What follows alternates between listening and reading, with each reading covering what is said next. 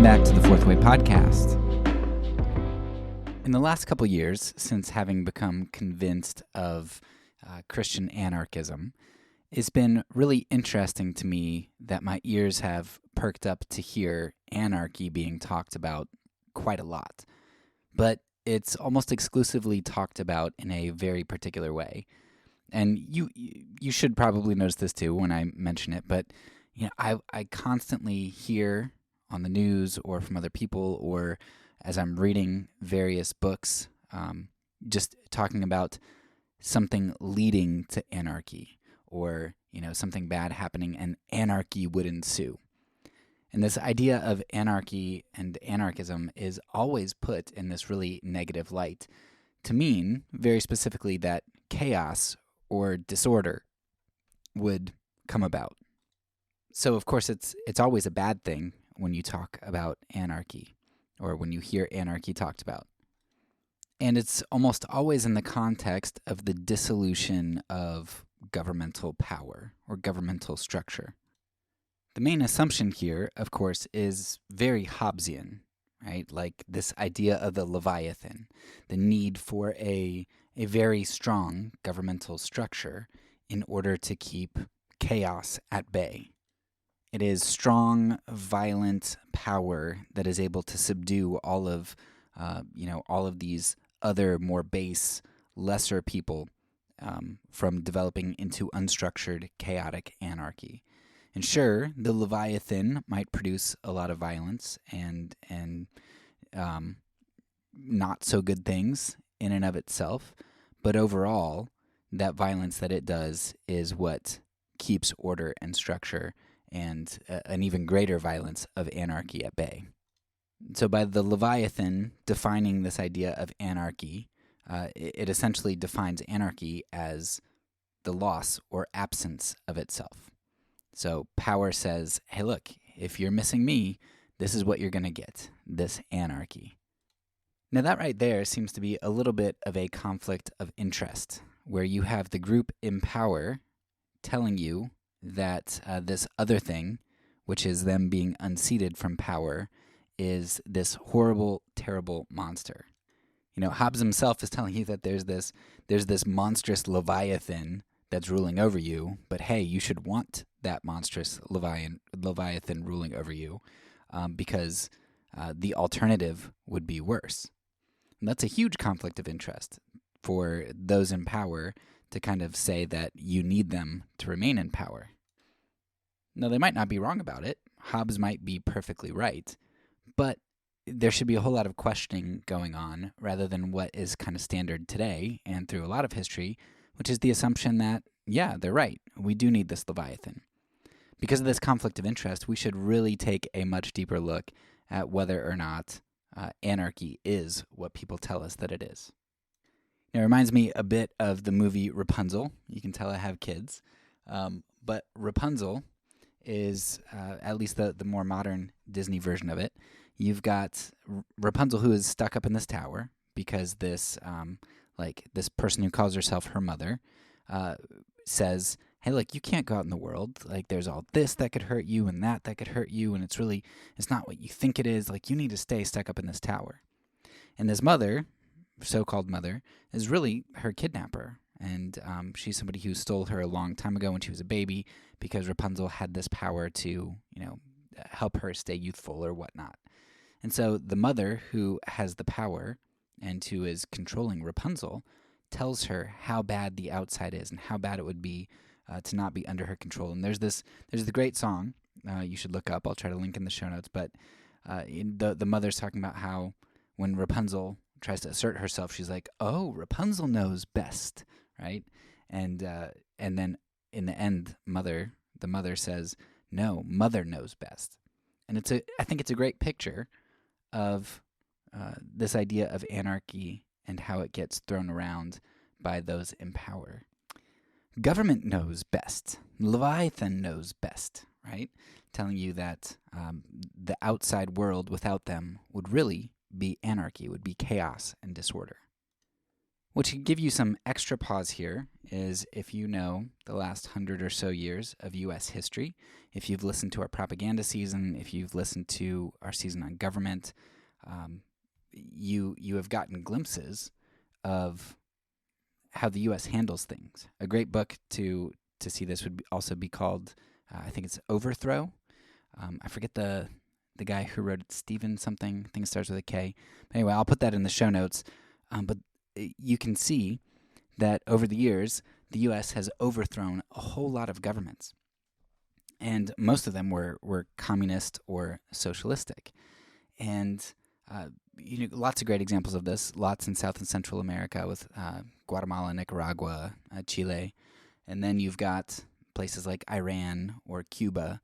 And Cuba is one of my favorite examples because if you take a look at Cuba, they are like the poster child for how bad communism is in our hemisphere, at least as it's put forward by the U.S., right?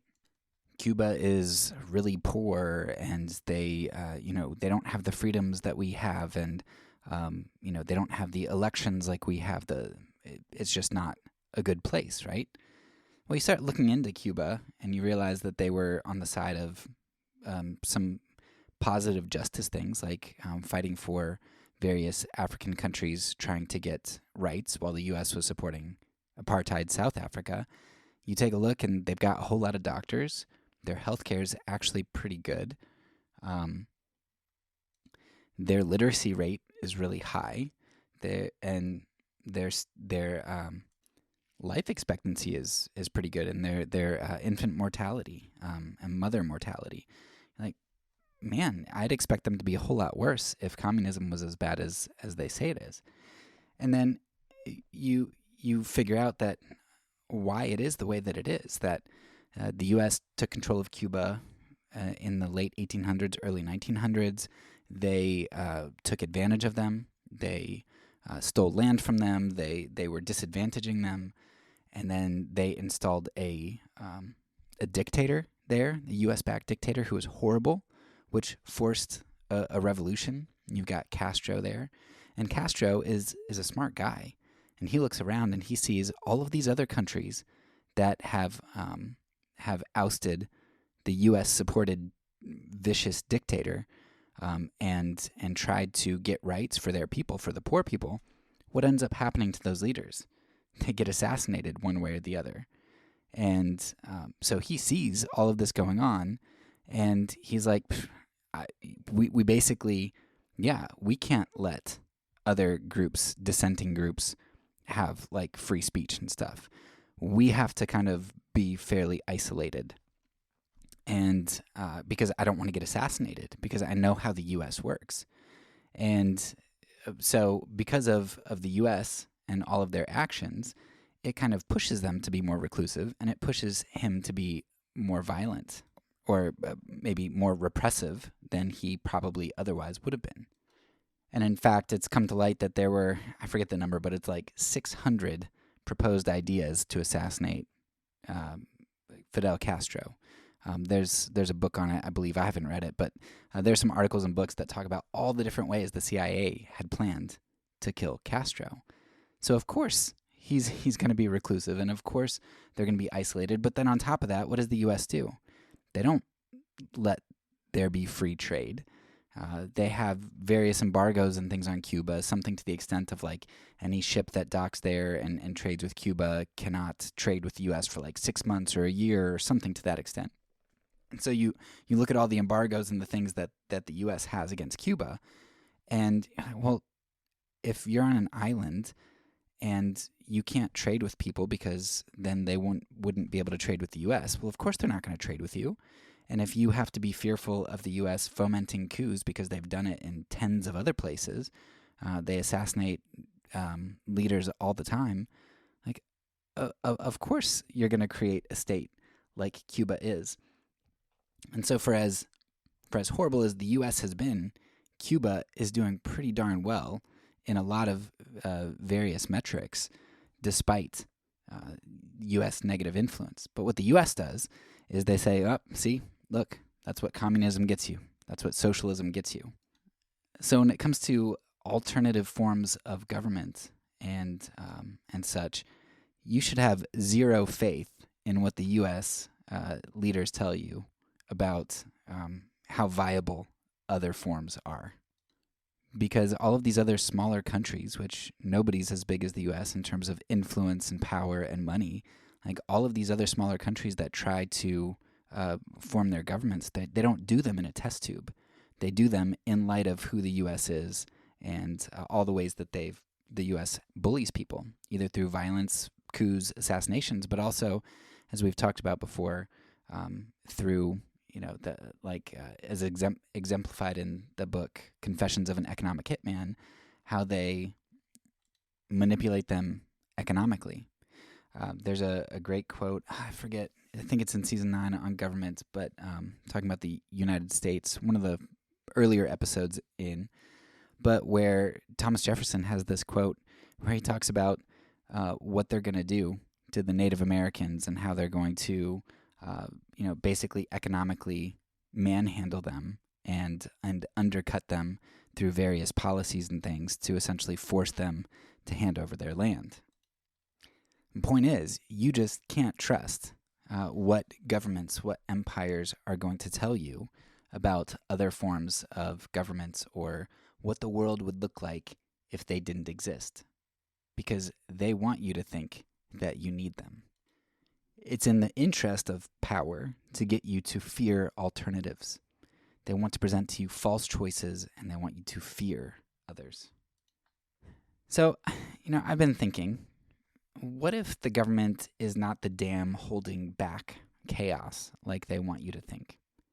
What if instead the government tends to be the creator of the chaos? That this river of chaos that it produces and that actually builds up against the dam. And this thing that they call anarchy, this chaos, is really the product of government and empire. And it's this river of chaos that ensues from the government, from the empire, when the dam breaks. And so what you see with the fall of a government is not anarchism.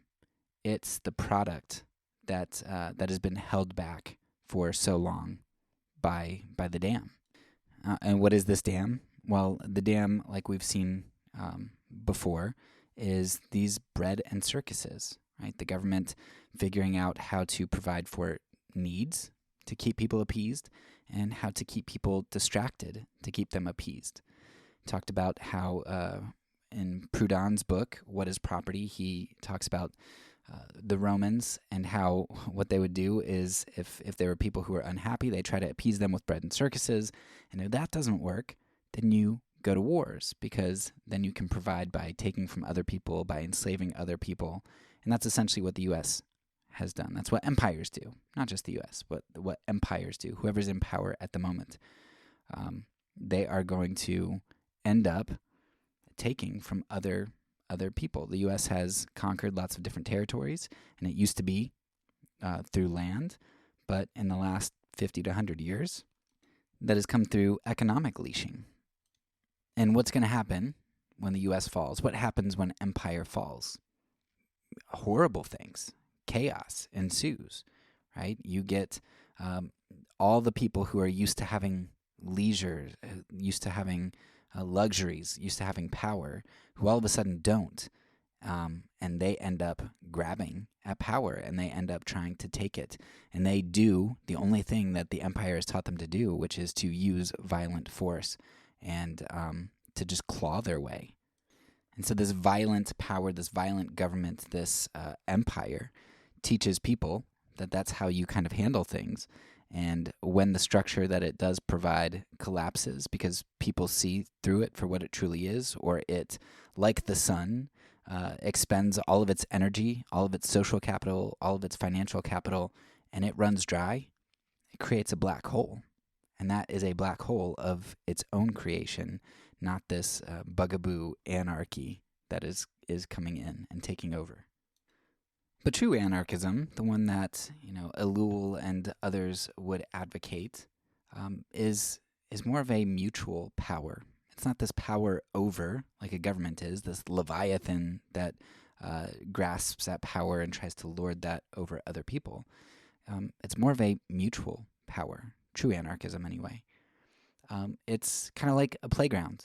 You go to a playground and you observe kids playing a game, and kids always have all kinds of games. Sometimes they play the normal tag, but like sometimes kids they're so creative and they come up with these like new games. They're always coming up with new games, and somehow all the kids on a playground, or a bunch of them, will agree to do something, and they might kind of modify rules as they go, and there might be some squabbles and things throughout the game, but they kind of all just play a game together and somehow make it work.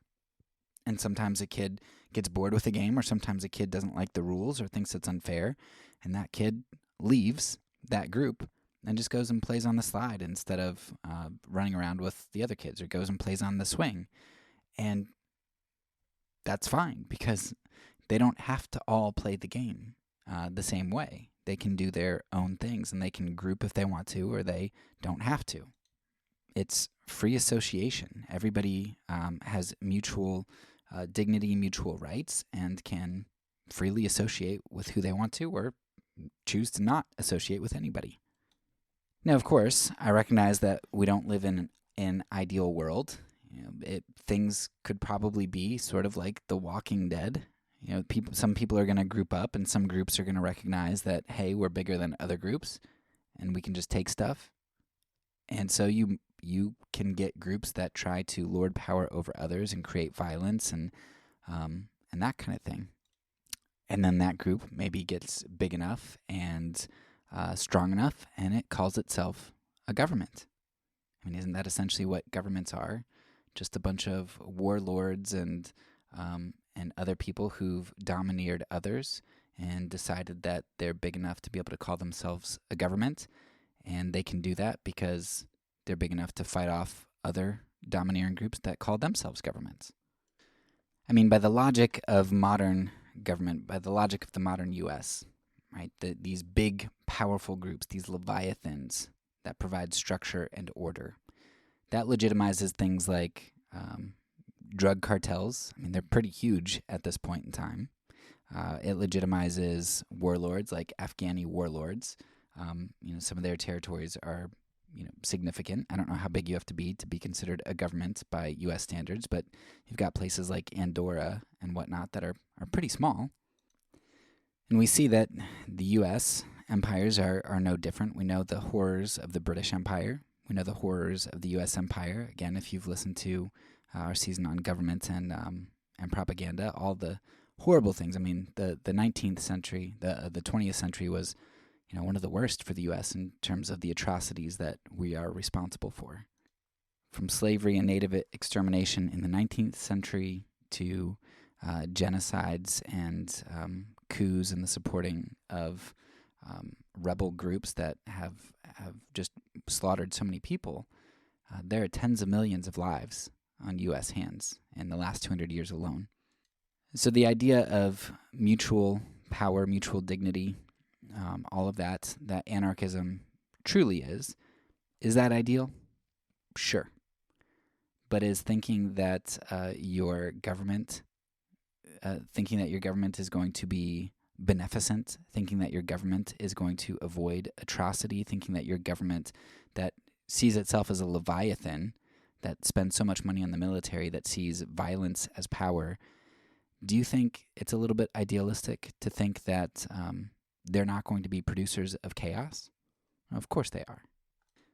And so my question isn't what is idealistic? My question is, what is the ideal? If the right thing, if the good thing is mutual power and free association, even if I don't achieve that, if I don't seek that, am I not going to lose my soul, to give my soul to the Leviathan? Of course, if you're a U.S. citizen, or if you're a citizen of empire, whatever that empire of the day is, it's really tempting to give your soul to the Leviathan, to put your hand over your heart and pledge to it, and to sing songs about it, and all of that, and to think that it's good, to have this myth of, American benevolence, imperial benevolence. But ultimately is not going to be freeing to your soul. It's not going to be morally correct. It's going to produce chaos in the long run. And it might not be something that you experience. It might be something that your kids or your grandkids experience with a vengeance, as the blood of the oppressed and the exertion of power builds up the chaos behind the dam until that dam one day breaks. So anyway, those were just some musings that I've been thinking about over the past couple weeks, and it was sort of more of an off-the-cuff episode, and hopefully that format didn't throw you off too much, and you still found it something that could help you think. That's all for now. So peace, and because I'm a pacifist, when I say it, I mean it.